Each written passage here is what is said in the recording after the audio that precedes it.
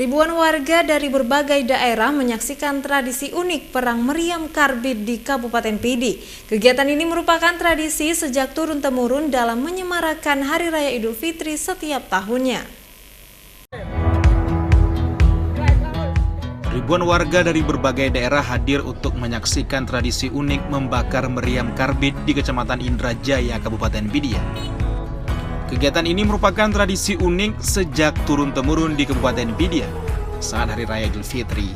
Tradisi perang meriam bambu atau Tut Bedetring digelar setiap pada malam kedua Lebaran. Meriam rakitan terbuat dari drum bekas berjajaran di sepanjang pinggiran sungai kiri dan kanan.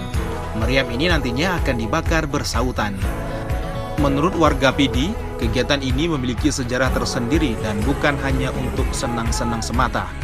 Tradisi ini berawal dari perang melawan penjajah yang menggunakan alat berupa meriam.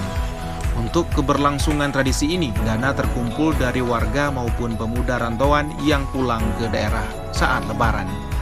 Perang meriam karbit di Pidi sangat dinanti-nantikan oleh warga, terlihat dari jumlah pengunjung yang membludak setiap kegiatan digelar. Pertunjukan yang menjadi ajang tahunan ini memang menarik, apalagi suara ledakan yang menggema. Bisa dibilang udah fenomenal lah kalau untuk di Garut, kawasan Garut hari ini. Jadi kalau untuk permasalahan bakar meriam ini udah bisa dicontohkan sama yang lain lah istilahnya. Untuk desa-desa lain memang di sinilah tradisi yang paling fenomenal. Dari mana nih, Dek?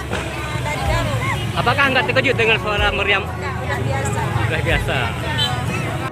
Untuk menjaga keselamatan, sebelum kegiatan digelar, warga harus memindahkan lansia dan bayi untuk sementara waktu ke tempat yang aman dari daerah pegelaran perang meriam karbit.